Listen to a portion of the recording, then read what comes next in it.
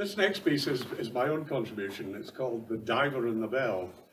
It's amazing what breadth of subject there is in Wilson's tales. There was a guy called Alexander Layton who took over editing the compilations of stories after Wilson himself died. And this next piece is written by Alexander Layton. He wrote a series of these stories, and they were under the title of The Surgeon's Tale. So if you found that last one scary, you better brace yourselves.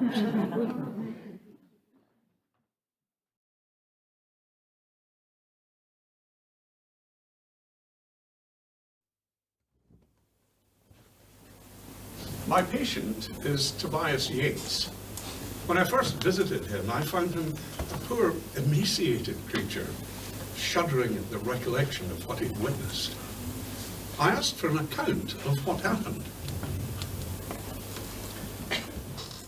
I was a sensation seeker, a slave to novel dangers. I visited asylums, executions, and dissecting rooms. I accompanied Mr. Tytler, the aeronaut, in his balloon ascent from Abbey Hill. Would I'd understood that my search for excitement would deliver an experience 1,000 times more horrible than all the creation of dark, brooding incubus. One day, on my way to Leith, I accidentally met with a Mrs. Coburn, a woman with a strange occupation. A ship has run aground near Eyemouth. I'm superintending the works of a diving bell that's set to recover valuable cargo from it. The bell is iron, open at the bottom, and it can hold 3 men. You wouldn't believe what sights the men have seen. Since my balloon ascent, I've longed to reverse that flight and descend into the great deep to see its wonders. I think I could gratify your wish. I brooded continually on the world unexplored by man, where strange creatures obey laws unknown and feed on the dead bodies of those who relentlessly pursue them, where the bones of men of distant nations meet and cross each other, bound together by tangled seaweed. Eyeless skulls, the homes of strange beasts, lying on a bed of treasures, a watery world like a vision of enchantment. Soon the day dawned that Yates would make his fearful descent. A great part of the wreck had been laid open, and some curious discoveries been made and recoveries recovered. When I arrived, the bell was below the surface. The crane operators strained their ears to hear the signals from the divers. At little distance, several other workmen laboured rhythmically at the handles of the air pump. The sky was hazy, the misty air thick and oppressive. There was not a breath of wind to ruffle the surface of the calm deep. The only sound heard was the whizzing of the air pump and the clang of the apparatus by which it was worked. The chain by which the bell was suspended dipped into the sea and disappeared. My thoughts were of the grim recesses where living, breathing men were submerged. As the air pump ceased for short intervals and absolute silence reigned around, a clang, unlike any sounds of earth, came upon the ear. It was a signal from those in the bell. The sound seemed unnatural, an echo that might issue from a tomb when the spirits of the dead converse in the still of night. The signal was answered. From below, there were 3 successive strokes, quickly repeated. Clang! Clang! Clang! It was like the doom peal of these men. The wheel began to revolve. After many turns, the waters boiled, and the large black bell appeared, rising up like a mighty monster of the deep. There were 3 individuals in it, seated high and dry within. There were instruments of various kinds hung all around the inside. The men told me of that storm a few days before, had broken up the wreck. It appeared that the dead bodies of those who had perished in the cabin were beginning to make their appearance, now that the hull was broken. Mrs. Coburn saw me shudder. You can change your mind. Dead men are not the most dangerous enemies of divers. A week ago, there was an almighty clamour. It turned out that a shoal of Leviathans had passed close by the mouth of the bell, with a noise like the rushing of the mighty army. Fin whales, some of them 14 feet long. The creatures seemed in a frenzy. On observing the bell with the men in it, they lashed their tails with fearful fury till the water seemed to boil. The sound was like thunder, snorting, lashing, and shrill cries. The bells swung so violently that the crane men were terrified before they even heard the alarm. Today, you will not, I trust, be alarmed by such visitors. But she knew me not. The horror that passed over me as I heard her words was only zealous anticipation of food for my depraved appetite. I pictured the men among the floating bodies of the dead mariners. The green lights of the sea would add further horrors. The monsters of the deep playing round them or feasting upon the decaying limbs. Numberless crabs, sea urchins and centipedes crawling on members once consecrated to beauty. At last, I was called to take my seat in the bell. One of my two companions said that they had spotted a pile of silver coins scattered on the seabed. They were refreshing themselves with brandy to revive their lungs, which in the last descent had suffered from a deficiency of oxygen. As I looked around, I felt a creeping sensation. Dull panes of glass round the sides to give light, pale and lustreless. The iron tools, wet and brown with rust. The black leather flasks of spirits, the big hammer used for the signal, all strange and disturbing. The two men, Jenkins, an Englishman, and Vanderhook, a German, had sallow countenances. Perhaps they were pale because of the effects of the confined air. They seemed rather to belong to the water from which they had emerged than to the fair and smiling earth. As the crane swung us out and lowered the bell towards the water, Vanderhook took more brandy and started to sing in German. The circle of pure light between the rim and the green surface of the sea grew ever smaller and seemed brighter as the inside of the bell grew darker, till in a moment it appeared like a bright line of gold-coloured light. Then we were below the surface. We were now fast descending. I heard a loud whizzing, which was produced by the displaced body of water rushing impetuously into the void made by the descending bell. I grew dizzy and grasped my seat. The water at our feet was calm as glass. Through it, I saw flying past the mouth of the bell innumerable fishes, reflecting as they darted off 1,000 varied hues in the midst of the green through which they hurried. How deep are we? I was answered by a loud reverberating clang on the side of the bell. My first impression was that the bell had struck on a rock, and I turned fearfully to seek the eye of Jenkins. He held the large hammer in his hand. "We need more air," he said. "That's the signal to the air pump."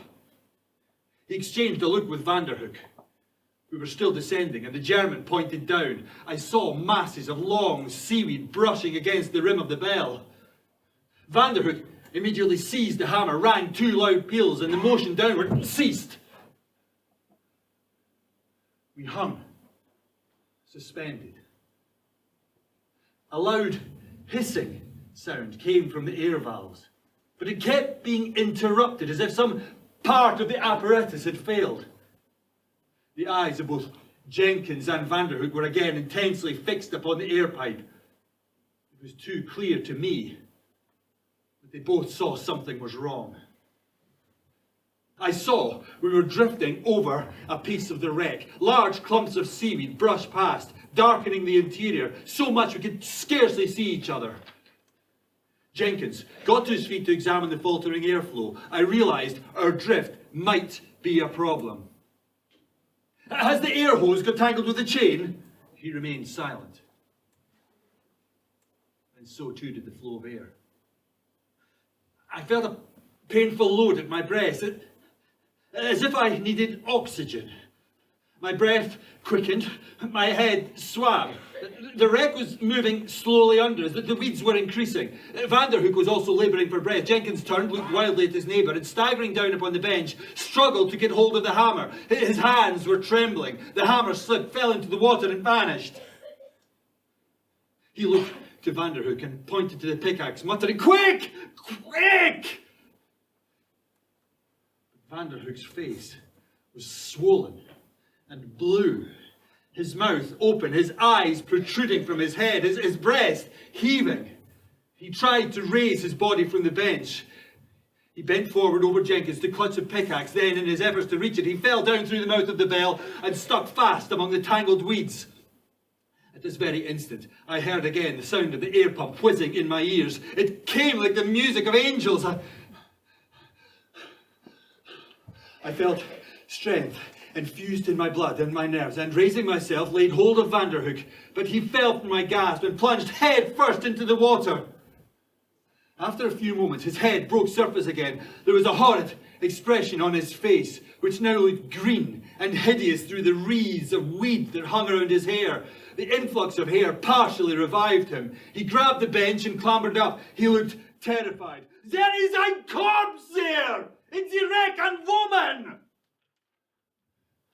"Give the signal!" I shouted. "The men don't row, we're in trouble!"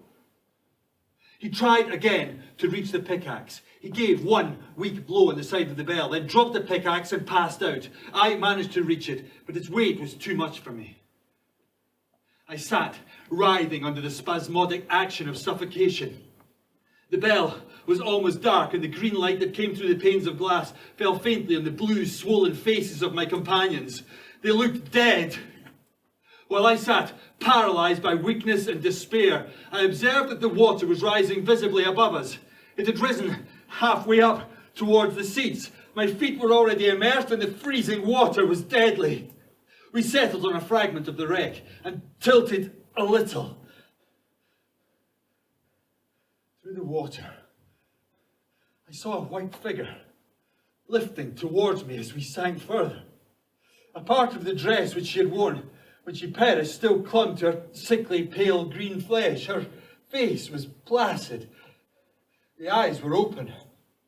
One of the eyeballs had been extracted by some reptile of the deep. Her long hair flowed among the reeds, and on her left ear I saw a clear gem that shone with the brightness of aquamarine. One of her arms had been taken off a little above the elbow. Limpets and other kinds of small shellfish clung to her. There the body lay in all its green horror. It was rising gradually to my side within the bell. I had no power to move myself away from it. My body was bent so that my face was within a few inches of it, and the waters that were rising into the bell inch by inch made the corpse move upwards and downwards as if it was trying to touch my face. All was silent as death. I was powerless to push it away. I felt it touch my skin. Its face was close to mine. The pale, cold cheek rubbed upon my chin and lips. The glazed eyes seemed to fix upon me, and the stump of the torn arm struck upon me as the body moved. Sometimes a ripple threw her flowing hair over my eyes, and it lay still till another movement of the corpse took it off. I was gasping my final breaths. Then I heard a hissing in my ears and was able to raise my head away from the touch of the floating corpse. And as I lifted it, my eye fell on the flask of spirits. I struggled to seize it and forced a draught into my mouth.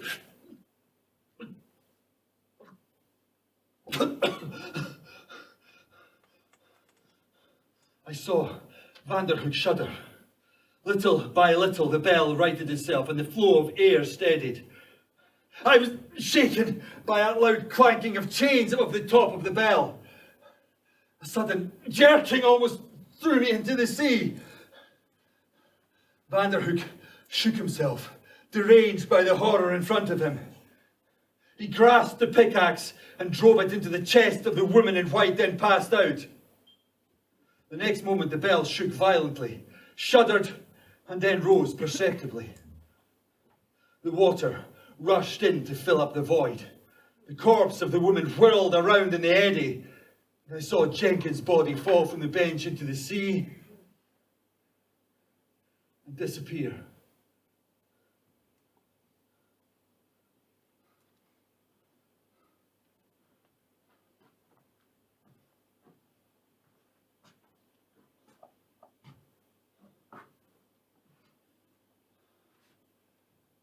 As I was recovering on the quayside, Mrs. Coburn and a stranger approached me, asking what had happened. I told what I could recollect. When I came to describe the appearance and figure of the corpse, I saw the stranger turn pale and tremble. Mr. Graham was saved from the wreck, but his wife perished. I'm not sure that it was my Agnes, he said, while the tears flowed from his cheeks. There was a maid with us. Tell me more. I described her dress and earring. Every word seemed to enter his very soul. There was something he wished to say, but he hesitated, trembled, and stammered. Oh, God. I gave her those earrings. What state was she in? He asked at length. I picture my Agnes torn by monsters of the deep and hideous urchins resting on her. She is resting peacefully, I said. She was a woman of great beauty. From the way she grasped her earring, I can tell that her final thoughts were of you. We don't know whether the husband was comforted by that image. But I do know that my patient, Mr. Yates, is unlikely ever to be the same again.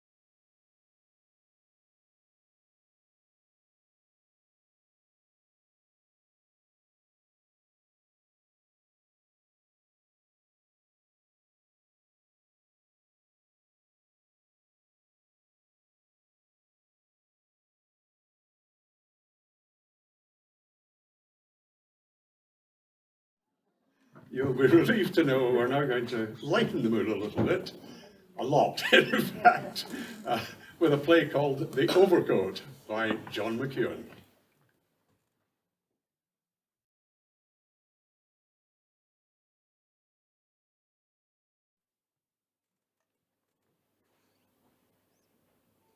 Dear Mr. Merrilees, would you make one of a party to visit the waxwork tomorrow?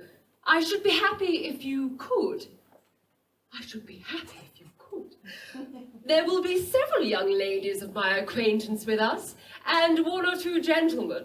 We propose meeting at our house, hour 12 o'clock precisely. It will particularly gratify me if you can make it convenient to be one of the party, etc., etc. Julia Willoughby. Oh, dear delightful creature. Oh, make it convenient. Aye, that I will. Adored and beloved Julia. although 10,000 difficulties were in my way. All engagements, all considerations, all duties, light of my life, idol of my adoration, must give way to thy slightest wish. It will particularly gratify thee, will it? Will it? Ooh, will it? Then I am a happy man indeed. Oh, Julia.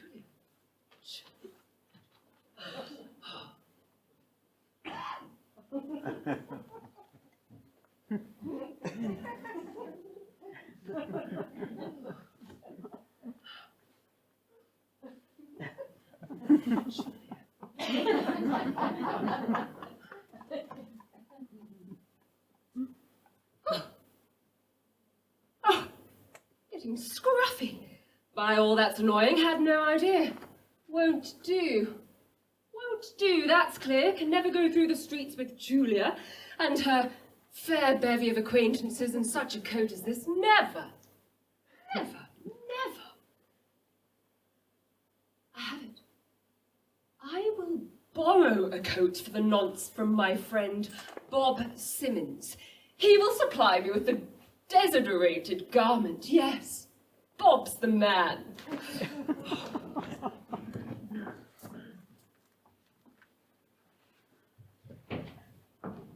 The decree's out the morning, Mr. Fairley, against that man Simmons.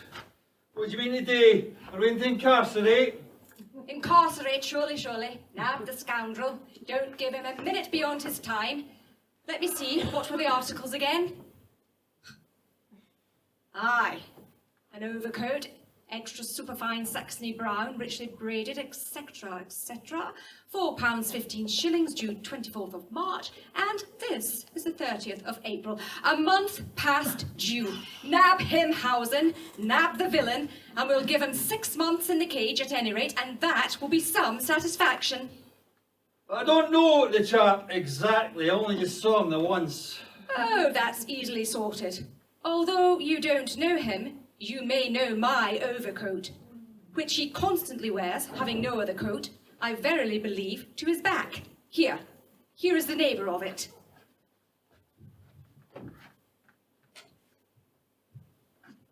Sir, it's one of 1,000. The only one of the same cut and fashion in the whole city. That I know. I would pick it out blind for amongst 1,000,000. Hoot man. I foresee very little problematic in this instance, for the overcoat is indeed, as you say, sir, singularly rich and voluminous, and 1 in 1,000, just like this one. There shall be no difficulty identifying the debtor.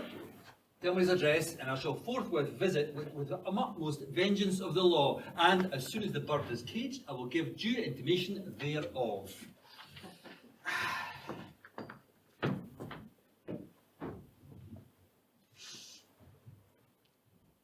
Dear Bob, being invited tomorrow to a party at which there is to be a large infusion of the fair sex, and finding after a careful inspection that my coat is not in the most healthy condition, I might request the favour of you lending me a corresponding piece of toggery for the occasion. If you have such an article to spare. And said article be of a kind credible to the wearer. We are about size, I think, and can therefore calculate on a fit. Yours truly, Jacob Merrilies. Ah, yes. Let me see. My compliments to Mr. Merrilies. I will of course send him what he wants tomorrow morning.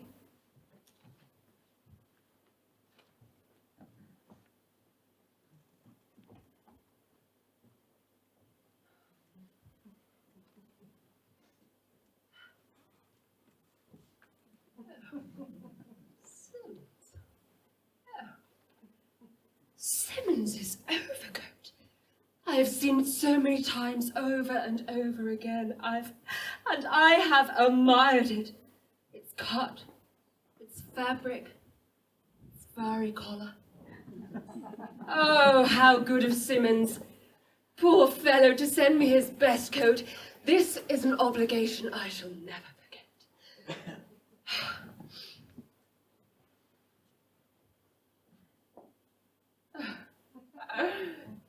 Oh, Mr. Merrilies. Oh, Julia. Oh.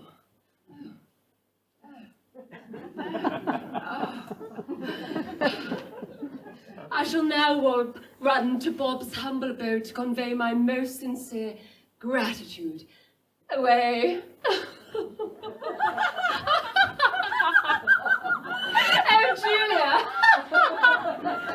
Oh, yeah, I know. Oh, darling, yeah, I know.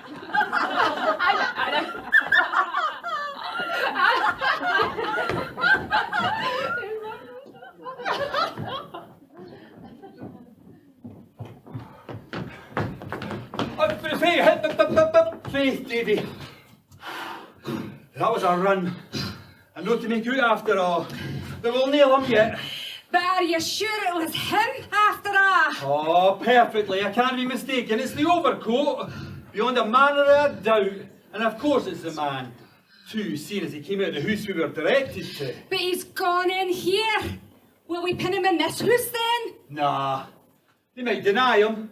We'll wait here a bit till he comes out. Dog him if he takes the wrong direction in the jail and nab it at a convenient opportunity. He may blink us. Ah, we'll take care of that. Give him the heels for it, Davy. It's his dilemma. That's his jig, Wheesh. Back, Davy, back. Back, Davy, back. There's somebody coming. You folks speaking and lurking in the garden.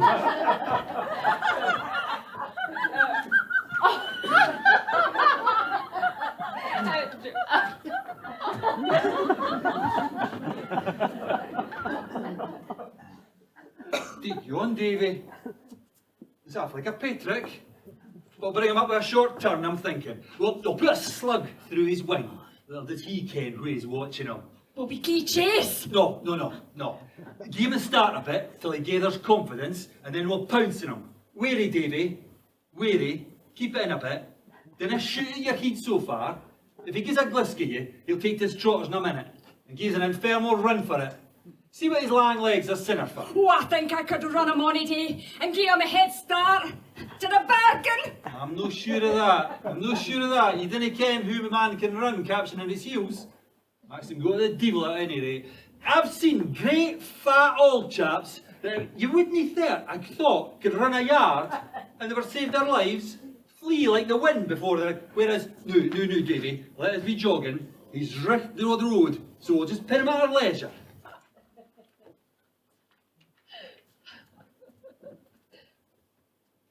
What do you mean, sir? Get along with it, sir. Thank you, but I won't. No? Then what the devil do you want? You. But you'd better conduct yourself quietly for your own sake. Now, my good fellow, do tell me what you mean. Do you ken such a man as Fairley the tailor?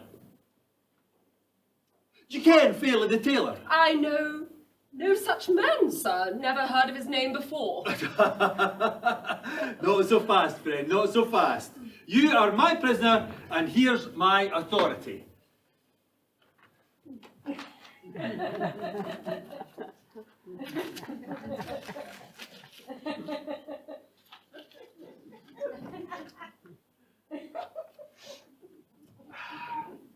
Although you don't know Fairley, I happen to know Fairley's overcoat.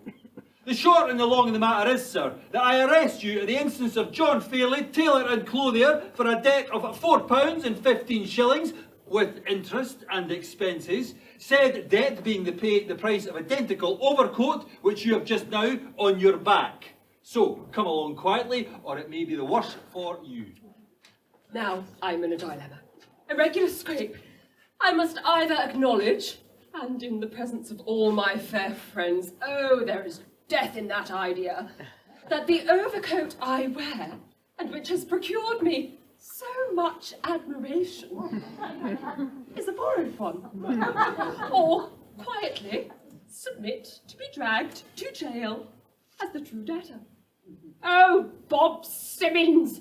Oh, Bob, you never paid for the flashy article in which I am now arrayed, and you, Bob, you are the person for whom the honours of Howison are intended. Oh, what am I to do? Well, I have no fancy for incarceration. I must declare, though, it pains me more than I can say, that this fine overcoat, this garment of elegance and majesty, is, I can hardly bear to say, borrowed. I am not its true owner.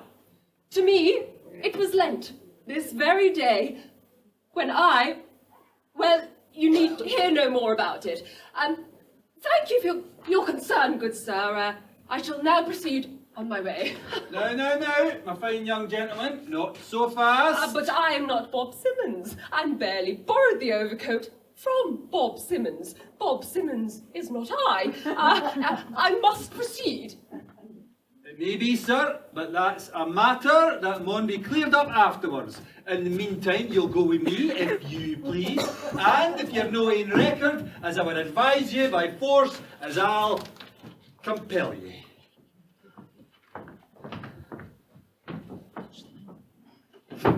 The evidence will come, which will procure my liberation. Of that, I have no doubt. But, oh, Julia Willoughby, oh, Julia, what will she now be thinking? Oh, the triumph of those moments when all the young ladies were laughing and all were adoring my... No, it was never my overcoat. It wasn't even Bob's overcoat. But how they adored me in it. Oh, my life is altered forever. Oh, but how they laughed. But the overcoat, it did not make them laugh. There is more to me than once I thought. I am more than my outer covering. I am Jacob Merrilees, and I made the ladies laugh. I am Jacob Merrilees. Thank you, Mr. Fairley, and thank you, Mr. Howison. I am Jacob Merrilees, and I charm the ladies, and I don't need an overcoat.